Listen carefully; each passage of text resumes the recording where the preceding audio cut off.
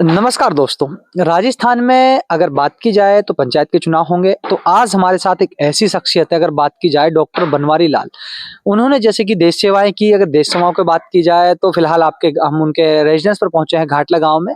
तो आज उनसे हम जानना चाहेंगे जैसे कि उनकी जो जर्नी रही थी, किस तरह उन्होंने अपने लोग बागों के जो देश सेवा की, किस तरह उन्होंने की। बनवारी लाल जी, पहले तो सर मैं आपसे एक्सप्लेन करना चाहूंगा हाँ आपकी जी। जर्नी को लेकर, किस तरह आपकी जर्नी रही, क्या कहेंगे उस चीज को लेकर। ऐसा है कि हम बचपन से, वैसे हम 8 भाई हैं, पिताजी सरपंच रहा हुआ है। तो 8 भाइयों में क्या हुआ कि हमारे यहाँ एक प्रधान जी थे, ठाकुर रघुवीर सिंह जी, ये हमने बीज वार्ड के। हमारी शादी हो गई थी 1967 में। तो ठाकुर रघुवीर सिंह जी ने कहा कि यार सरपंच साहब, आपके इतने बच्चे हैं, आपको जमीन भी चाहिए, इनको पढ़ाया करो आप यार। तो उसके प्रेरणा से हमको पिताजी ने पढ़ाया और पढ़ते रहे, हम आगे बढ़ते रहे। लेकिन सामान्य तौर से पिताजी के पास जमीन ज्यादा थी, लेकिन फिर भी हम अपना खर्चा निकालने का प्रयास करते थे। वो किस रूम में करते थे, जब स्कूल जाते थे ना, तो कभी कभी लकड़ी का 5-7 किलो का बंडल बांध के पीछे साइकिल के ले जाते, और पेबंद लगे हुए कपड़े भी हमने पहने हुए हैं, और वो हम बेच देते थे। 1 रुपया 50 पैसे हमको मिल जाते थे मंदे समय में। तो हमारा वो खर्चा चल जाता था। लेकिन इसके साथ साथ फिर हम आगे बढ़ते रहे। हमने ऑनर्स से किया ग्रेजुएशन, और 2nd ग्रेड में हम थे उसमें, 10th में 12th में। एमए हमने किया तो उसमें भी हमारी अच्छी परसेंटेज बनी, और 1981 में मैं लेक्चरर बन गया था। जबकि मेरा admission Jawaharlal Nehru university new Delhi, वहाँ मेरा एडमिशन हो चुका था, डूइंग फॉर द एमफिल और पीएचडी।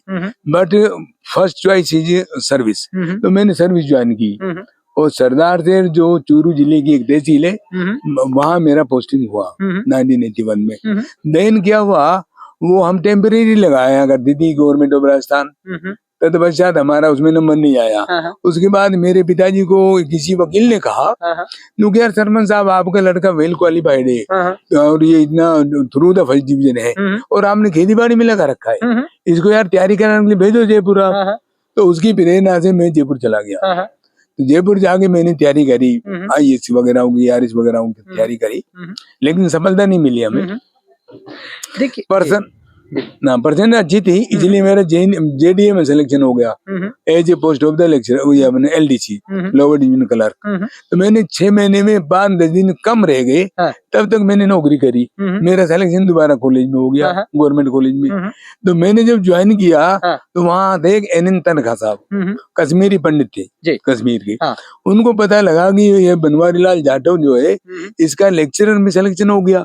तो मुझे एक तो मेरे बाबू और वो IAS, और मुझे बुलाया, सामने बिठाया और चाय मंगाई, और PA साहब के थ्रू मेरे को चाय पिलवाई। वहाँ बैठो, आप बैठो, आपका हमारे यहाँ से सिलेक्शन हुआ है, हमें खुशी है, और लेक्चरर छोटी चीज नहीं होती है। बिल्कुल भाई बनवारी बेटे, तू ज्वाइन करना, कोई आफत आए तो मेरे को कहना। NN तनखा उसका नाम था, कार्ड मुझे दिया पर्सनली, अपने पास रखना, और मैं आपको लेन पे भेजूंगा। देखिए बनवारी जी, मेरा सर आपसे एक सवाल रहेगा। देखिए अगर आज के युवाओं की तरफ देखें, युवा पीढ़ी की तरफ, तो सर साहब वो एक नशे की तरफ, एक अंधकार की तरफ जा रहे हैं, ना एजुकेशन देखते हैं, सिर्फ एक नशे के आज का अपना भविष्य बर्बाद करने में लगे। सर बनवारी जी, उन लोगों को क्या प्रेरणा देना चाहेंगे अगर बात करें? इसके पीछे क्या है कि हमें इसके प्रश्नांकन में ये देखना पड़ेगा कि वो अपने मेन धारा से विमुख क्यों हो रहे हैं। विमुख होने का कारण उनका आगे एक तो मोबाइल कल्चर आ गई, और मोबाइल कल्चर में क्या हुआ कि इनकी एक जो नैतिक कल्चर है ना, वो पोल्यूटेड हो गई है, बहुत ज्यादा पोल्यूटेड हो गई है। और हमने इस संदर्भ में भी बहुत प्रयास किए हैं।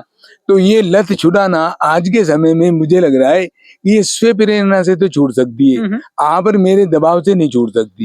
तो प्रयास हमारे यही रहता है कि उनमें, उनके अंदर ऐसे संस्कार डालने का प्रयास हम करते भी हैं। कभी कभार गांव में मीटिंग करते थे, लेकिन मेरा समय यहाँ भी हुआ है, 5-7 साल हुआ है मेरे काम में। बीकानेर में तो बहुत काम किया है मैंने, इसमें भी किया है, और हजारों व्यक्ति इकट्ठे भी होते थे, मानते भी थे बात को। लेकिन यहाँ जो समय मिल रहा है ना, उसे हमें, एक मेरी उम्र हो गई है ना, तो और जो मन में भावनाएं होती है ना, वो जब सहयोग कम मिलता है तो दब जाती है। उनको निकालने का मैं प्रयास तो करता हूँ, लेकिन कहीं कहीं उम्र के लिहाज से थोड़ा सा लगता है, ज्यादा नहीं। विल पावर तो साउंड है, लेकिन ये है अपने। देखिए बनवारी लाल जी, अगर आप ही के गांव, आप ही की ग्राम पंचायत की बात करूं, आप खुद सरकारी एम्प्लॉय रह चुके, देश सेवा की है। सरपंच साहब अगर बात करें ग्राम पंचायत की व्यवस्था को लेकर बात करते हैं, पहले नंबर पर हम बात करते हैं शिक्षा को। सबसे बड़ा मुद्दा है और आपकी जो क्षेत्र में मेवात इलाके के नाम से सरपंच साहब, लेकिन शिक्षा से कहीं ना कहीं लोग बाग यहाँ से पिछड़े हुए हैं। क्या वजह रहती है इसके पीछे कि लोग बाग पिछड़ जाते हैं, शिक्षा के से दूर भाग जाते हैं? क्या शिक्षा से दूर भागने का प्रमुख कारण है आर्थिक स्थिति। ग्रामीण परिवेश है, जमीन में पानी नहीं है, खेती भी है, पैदावार नहीं होती है, परिवार को संभालना, उनका खर्चे पानी पढ़ाई का खर्चा कहाँ से निकाले।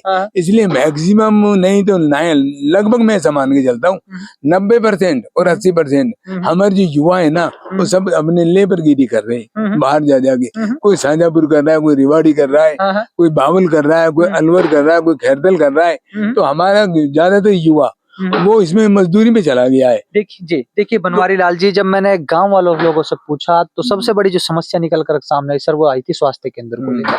स्वास्थ्य केंद्र की बात की जाए तो यहाँ पर कोई ऐसा स्वास्थ्य केंद्र नहीं है जहाँ पर महिलाओं को, बच्चों को अगर बीमार हो जाए तो उनको कहीं दिखाया जा सके। ये पूरी ग्राम पंचायत के अंदर है, ये एक बहुत बड़ी समस्या है। ये किस तरह देखते हैं? बिल्कुल समस्या है, इस समस्या को हम देख भी रहे हैं।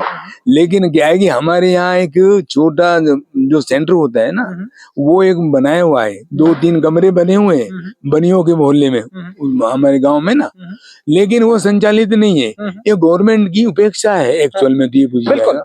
और गवर्नमेंट की पक्ष से मैं ये दावा करता हूँ, दोनों पार्टियों की ओर से भी, चाहे बीजेपी या कांग्रेस हो, सत्ता किसी की भी रही हो, वो सत्ता से विमुख इसलिए भी हो जाते कि हमारा गांव ट्रांजिशनल बेल्ट पे पड़ता है। इधर से किशनगढ़ तहसील लगती है, इधर से मुंडावर तहसील लगती है, इधर से बांसुरा कुछ हिस्सा आ जाता है, और ये अलवर तहसील का। तो जो सीमांत एरिया होता है, उस सीमांत एरिया की तरफ जो राजनेता हो या ब्यूरोक्रेट्स हो, उनका ध्यान कम रहता है। ये हमने देखा है। बनवारी लाल जी अगर बात की जाए चुनाव को लेकर, सरपंच साहब 80 सीट पे यदि सीट आती है और चुनाव की बात की जाए, सरपंच साहब क्या मन बना रखा? अगर बात करें 80 सीट को लेकर, मेरी अगर बात करूँ तो क्या सोच रखा? अगर 80 सीट आती है तो यहाँ गांव बस्ती की ओर से और सर्व समाज की ओर से अगर मेरा नाम वो प्रपोज करते हैं तो मैं चुनाव में निश्चित तौर से खड़ा होऊंगा। मैं पीछे नहीं रुकने वाला। अगर मुझे लेके चलते हैं कि भाई आप, हाँ बात रही है कि भाई वो मुझे सपोर्ट किस रूप में करते हैं, क्या मेरे से अपेक्षा करते हैं, उन अपेक्षाओं पे खरा उतरने का प्रयास करेंगे। देखिए यदि चल आप ऐसी सीट आती है, आप सरपंच बनते हैं, जो सबसे बड़ी समस्या है पहले नंबर पे पीडब्ल्यूडी के रोड, घाटला जो अपना मेन रोड है उससे गांव तक का रोड की समस्या, हॉस्पिटल को लेकर, शिक्षा को लेकर, ये जो सबसे बड़े मुद्दे हैं। और चौथे नंबर पे बात करूं पानी की, जो एक सबसे बड़ा रोजमर्रा की जिंदगी में काम आने वाली चीज है। शिक्षा जो है ना एक प्रमुख मुद्दा है। ये डॉक्टर भीमराव अम्बेडकर जो भारत रत्न की उपाधि प्राप्त की थी, उनकी बाबा साहब की ओर से भी थी, शिक्षित बनो, संगठित रहो और संघर्ष करो, ये 3 नारे उन्होंने दिए हुए थे। तो अब शिक्षा की बात है तो शिक्षा का हमारे आजाद खान सरपंच साहब थे, उससे पहले हमारी शिक्षा का अभाव था एक्चुअल में। बच्चे घुटते थे, छोटे छोटे कमरे बने हुए, जो पुरानी स्कूल है वो हमारे पिताजी ने संचालित करवाई थी। बिल्कुल। और उसमें हमारे पिताजी की डेथ में हमने एक कमरा भी वहाँ बनवाया था, हमारे 8 भाइयों ने मिलके, वो भी है। तो संयुक्त हम करते हैं जिन्हें हमसे हो सकता है। अब आजाद के कार्यकाल में उन्होंने जमीन भी दी, गवर्नमेंट से पैसे लाके कमरे भी बनवाए। तो मेरी मंशा ये रहेगी, अगर मुझे मौका मिलता है, गांव बस्ती सभी समाज चाहते हैं कि बनवारी जी को आगे लाया जाए और इसको सरपंच बनाया जाए, तो मंशा ये रहेगी कि स्कूल जो 12th तक है हमारी, इसमें एक फैकल्टी कार्य कर रही है, ओनली साइंस। हम सारी फैकल्टी खोलने का प्रयास करेंगे। एग्रीकल्चर नहीं है, सब्जेक्ट नहीं है यहाँ, किशनगढ़ है, बच्चे डिप्लोमा कर लेंगे, कहीं ना कहीं नौकरी लग जाएंगे। तो ये एक तो ये हमारा रहेगा। दूसरा ये रहेगा कि महिला शिक्षा के लिए मैं इसको प्रयास ये रहेगा कि इसको कॉलेज बनाया जाए। देखिए अगर बात की जाए ग्राम पंचायत की, सरपंच साहब जो सबसे बड़ी समस्या सामने आती है, बड़ी ग्राम पंचायत है, गर्ल स्कूलों को लेकर भी लोग बागों की मांग होती है। अगर बात की जाए गर्ल स्कूल को लेकर, गर्ल स्कूल को लेकर क्या सोचे? अगर बात करें गर्ल स्कूल के लिए भी हो सकता है। हमारी जो जमीन वहाँ पड़ी है स्कूल के पीछे की तरफ, एक सुब्बा है हमारे, सुब्बा खां, ठीक है, उसकी जमीन है और वो देने के लिए तैयार भी था बिजली पावर हाउस के लिए। लेकिन हम उस जमीन को स्कूल के लिए ले लेंगे तो हमारी गर्ल स्कूल सेपरेट वहाँ बन सकती है। बिल्कुल। और अगर नहीं भी बैठती है तो अगर ऐसा मौका हमें देते हैं तो जमीन हम उपलब्ध करा देंगे, अपनी ओर से भी हम दे सकते हैं। अगर आपको सरपंच बनाया गया तो, अगर आप चुनते हैं तो ऐसी सीट। जी सरपंच साहब देखिए कुछ टाइम बाद नया साल आने वाला है, ग्रामवासियों को, क्षेत्रवासियों को किस तरह की शुभकामनाएं देना चाहेंगे अगर बात करें तो? मैं शुभकामनाएं ये देना चाहूंगा, सभी स्वस्थ रहें, प्रसन्न रहें और एक भाईचारा बिगाड़े नहीं, भाईचारा बना के रखें, प्रेम पूर्वक। जो भी हमारे सारी सभी कम्युनिटीज हैं वैसे तो रह रही है मिलके, फिर भी हमारे ये प्रयास रहेगा कि सब मिलजुल के रहें और गांव बस्ती के विकास के बारे में सोचे। हर समाज में गरीब हो या अमीर हो, उनको एक लाइन में लेकर चलने का प्रयास करें, तो ये हमारी नीति रहेगी।